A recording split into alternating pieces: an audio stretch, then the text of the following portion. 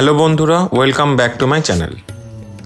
এই ভিডিওতে আজ আমি আপনাদের দেখাবো দক্ষিণ ভারতের তামিলনাড়ু রাজ্যের তৃতীয় বৃহত্তম শহর কোয়েম্বাটুরের মন্দিরগুলি।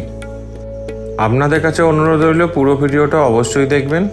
তবে মন্দিরগুলো দেখানোর পর শেষে আমি বলবো কোথায় থাকবেন, কি খাবেন এবং কিসে করে যাবেন এবং টোটাল কত খরচা পড়ছে।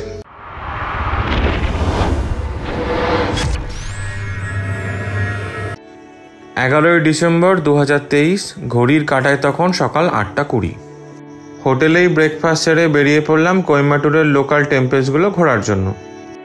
আমাদের প্রথম গন্তব্য ছিল কোনিয়াম্বান টেম্পল, যেটা হোটেল থেকে মাত্র 1 কিলোমিটার দূরে। সকাল 8:45-এ পৌঁছলাম কোনিয়াম্বান টেম্পল। এই টেম্পলটি 600 বছরের পুরনো। এই মন্দিরে মাতা পার্বতী দেবী কোনিয়াম্মান রূপে পূজিত হয়। কথিত আছে দেবী কোনিয়াম্মান কোয়েম্বাটুর শহরটাকে যে কোনো বিপদ থেকে রক্ষা করে। এটি হচ্ছে মাতা কোনিয়াম্মান।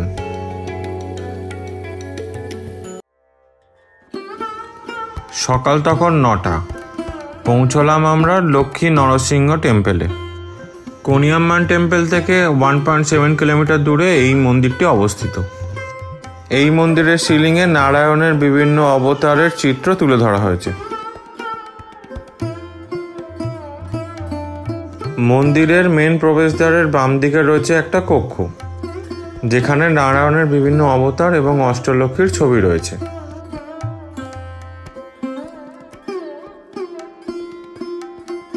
এটি হলো এই মন্দিরের মেন প্রবেশদ্বার।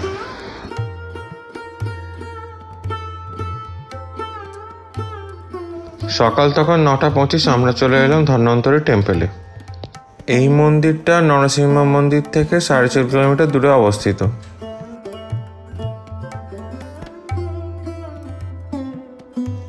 এটি হলো লর্ড ধন্বন্তরীর মেন মূর্তি। ধন্বন্তরী টেম্পল থেকে 2 কিলোমিটার দূরে অবস্থিত মন্দির ভিন্নাঘাট টেম্পল। এটি হচ্ছে এশিয়া মহাদেশের সবচেয়ে বড় গণেশ মূর্তি, যার হাইট হচ্ছে 19 ফুট এবং ওয়েট হচ্ছে 190 টনস।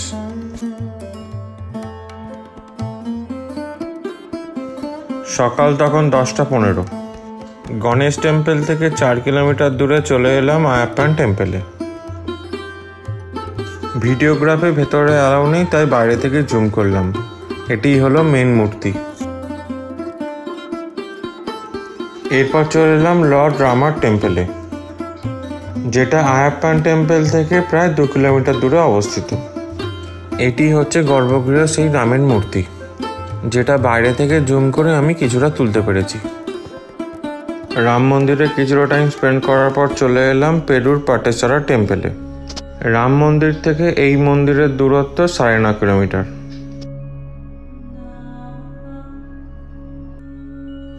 দিনটা সোমবার হওয়াতে প্রায় অনেকটাই ভিড় ছিল। মন্দিরের ভেতরে ছবি অ্যালাউ নেই, তাই বাইরে থেকে কিছুটা জুম করে তুললাম। এখানে প্রায় 1 ঘন্টার বেশি লাইন দিতে হয়েছিল। তামিলনাড়ুর পুরনো মন্দিরের মধ্যে এই মন্দিরটিকেও ধরা হয়। আমাদের নেক্সট গন্তব্য ছিল মারুতমলাই সুব্রমণ্যম স্বামী টেম্পল।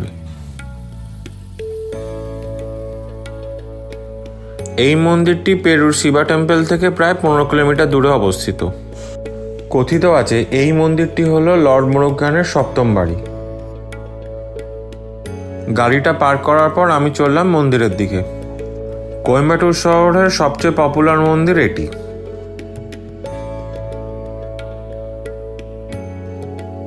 মন্দিরে ওঠার বাঁদিকে দেখলাম মন্দির কর্তৃপক্ষ থেকে ভক্তদের জন্য খাবার ব্যবস্থা করা হয়েছে।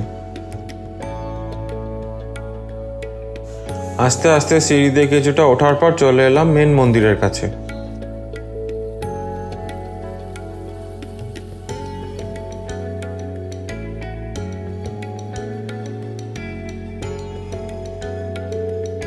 এই মন্দির থেকে পুরো কোয়েম্বাটুর শহরটা দেখা যায়। এই মন্দিরে ফেস্টিভ্যালের টাইমে প্রচণ্ড ভিড় থাকে। আমরা যেদিন গেছিলাম সেদিন ছিল 11ই ডিসেম্বর, তাই সেদিন কোনো ফেস্টিভ্যাল না থাকায় সেরকম ভিড় ছিল না। এরপর আমরা চললাম মেন মন্দিরের দিকে।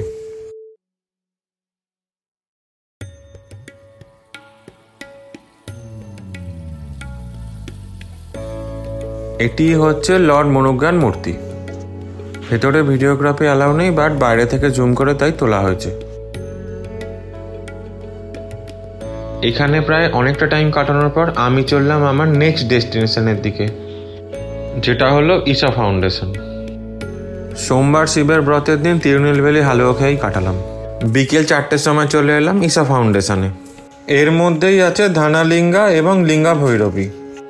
এর ভেতরে মোবাইল অ্যালাউ নয়, তাই আমি দেখাতে পারলাম না।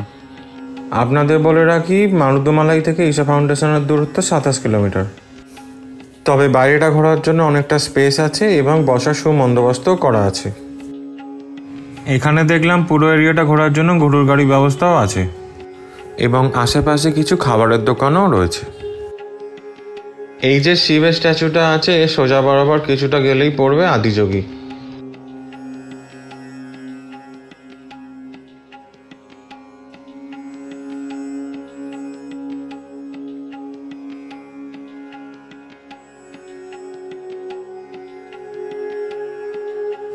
অবশেষে দেখতে পেলাম আদিযোগী এবং দেখা মাত্র একটা সেলফি তুলে নিলাম। এই সেই বহু প্রতীক্ষিত 112 ফুটের আদিযোগী স্ট্যাচু। সোশ্যাল মিডিয়া এবং টিভিতে এতদিন দেখার পর যখন চোখের সামনে দেখলাম, সত্যি অপূর্ব লাগছিল। আশেপাশে যে পিলার দেখতে পাচ্ছেন, এইগুলোর সাহায্যে প্রত্যেকদিন লেজার শো হয়। ফাইনালি চলে এসেছে আদিযোগী। সোমবারে আদিযোগীর সামনে শিবলিঙ্গে জল ঢালার পর মন যেন আরো দ্বিগুণ আনন্দিত হলো। এরপর চলে গেলাম আদিযোগীকে খুব সামনে থেকে দেখতে। লেজার শো শুরু হতে তখন অনেকটা টাইম বাকি ছিল, তাই পুরো এরিয়াটা চারপাশে ঘুরছিলাম।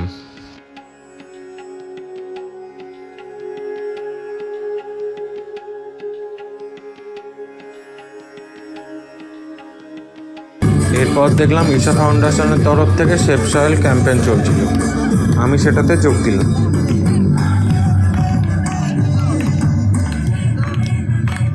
ঘড়ির কাঁটায় তখন সন্ধ্যে 7টা। শুরু হলো প্রোগ্রাম।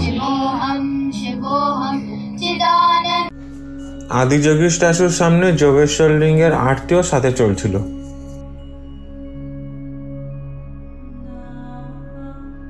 অ্যাপ্রক্স সন্ধ্যে 7:20 সময় শুরু হলো লাইট অ্যান্ড সাউন্ড শো, যেটা চলেছে প্রায় 15 মিনিট। আজকে যতগুলো মন্দির দেখানো হয়েছে, প্রত্যেকটা মন্দিরের সেপারেট ভিডিও বানাবো, অবশ্যই সেগুলো দেখবেন।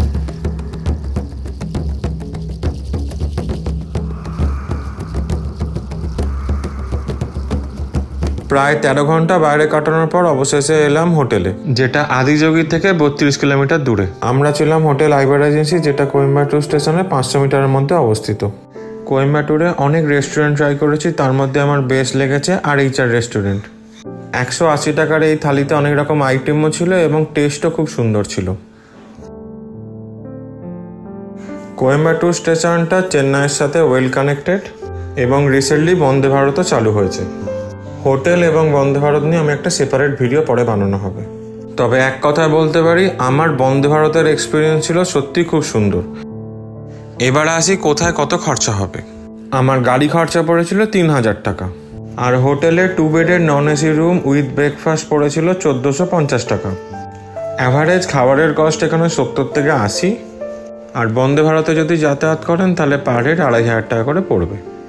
আশা করি এই ইনফরমেশান আপনাদের হেল্প করবে। নেক্সট ভিডিওতে আপনাদের দেখাবো পুরো রামেশ্বরমটা।